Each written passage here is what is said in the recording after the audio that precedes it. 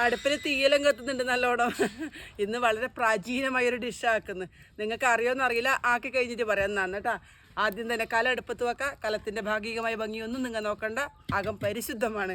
ഒന്ന് ചൂടാവട്ടെ കേട്ടോ, നല്ലോണം അടിപൊളിയൊരു ചൂടാവട്ടെ.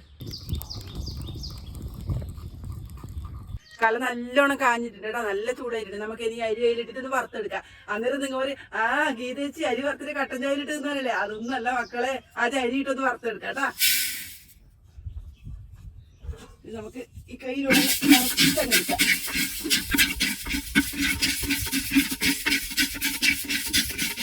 അരി പൊരിഞ്ഞ് വരുന്നുണ്ട് കേട്ടാ. പണ്ടെല്ലാം സ്കൂളിലോട്ട് വരുമ്പോൾ അമ്മ സ്ഥിരമാക്കി തരുന്ന ഇതല്ലോ, ആർത്തമ്മി ആക്കലുണ്ട്, ഈർത്തമ്മി ആക്കി തരുന്നുണ്ട്.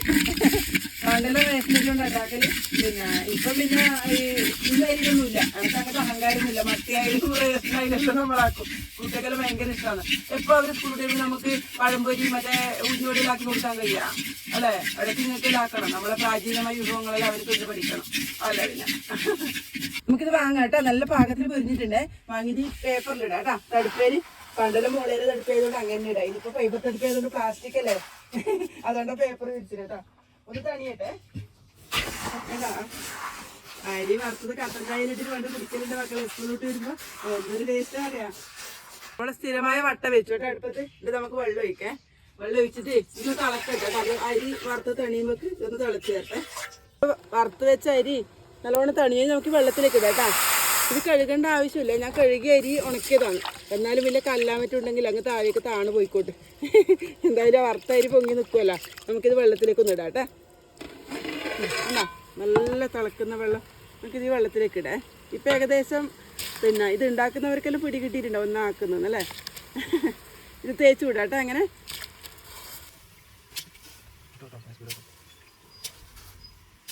വറുത്തരി തികച്ച് വെള്ളത്തിലിട്ട് കേട്ടോ. ഒന്ന് ഇളക്കി വെച്ചിട്ട് നമുക്കൊന്ന് അടച്ചു വെച്ച് വേവിക്കാം. ഒരു പകുതി വേവാകുമ്പോൾ ഉപ്പിട്ട് കൊടുക്കാം കേട്ടോ.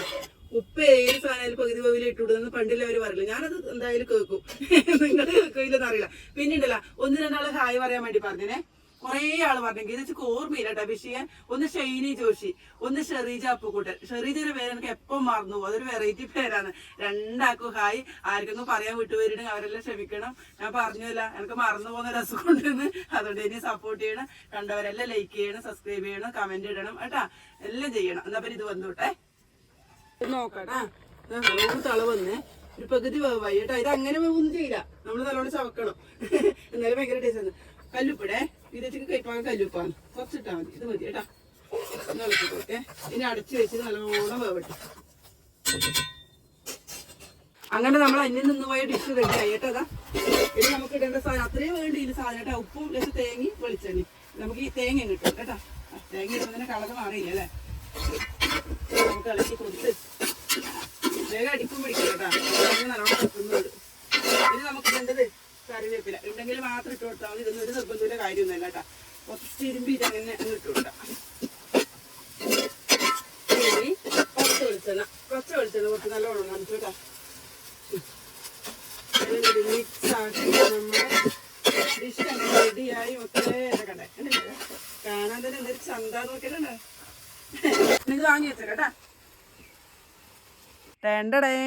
അങ്ങനെ നമ്മളെ പരമ്പരാഗത ഡിഷും കട്ടൻ ചായയും. ഓനങ്ങനെയല്ല തോന്നോട്ടാ. ഓൻ എന്നെ നാറ്റിക്കാനായിട്ട് നടക്കുന്നവനാണ്. നമുക്ക് തിന്നോക്കട്ടാ. നല്ല ചൂട്, അടിപൊളിയാട്ടോ. ഞാൻ എൻ്റെ കുഞ്ഞൊക്കെ ആക്കി കൊടുക്കുന്നു. ഓൻ അങ്ങനെ ബെഡായിലും പറയും കേട്ടോ. എന്നാലും നല്ലോണം കയറ്റുന്നതാണ്. നിങ്ങൾ ആക്കി നോക്കണം. നിങ്ങൾ ആരെങ്കിലും ആക്കുന്നുണ്ടെങ്കിലും ഗീതച്ചോട് പറയണം. പണ്ടാക്കി തിന്നവരുണ്ടെങ്കിലും ഗീതച്ചോട് പറയണം. എന്നാലും ഗീതച്ച് പുതിയ വീഡിയോ നാളെ വരാം. ലൈക്ക് ചെയ്യണം, കമൻറ്റ് ചെയ്യണം, സബ്സ്ക്രൈബ് ചെയ്യണം. ആരെങ്കിലും വിഷ് ചെയ്യാൻ വിട്ടുവരുന്നുണ്ടെങ്കിൽ അവരോട് സോറി.